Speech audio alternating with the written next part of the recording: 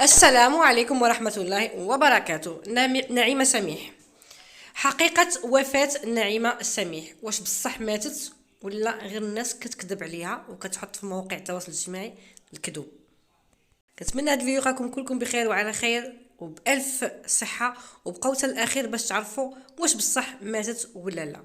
الخبر ديال وفاة نعيمة سميح انتشر هذه واحد شويه، واحد جوج سويعات انتشر، كلشي ولا كيكتب عليه، كلشي كيبحث وكيتسائل على الحقيقه واش ماتت واش ما ماتتش.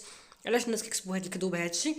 لان هي اختفت بعد سنوات، ما بقاش كتبان لانها اعتزلت وفضلت تلبس الحجاب وتعتزل على الفن.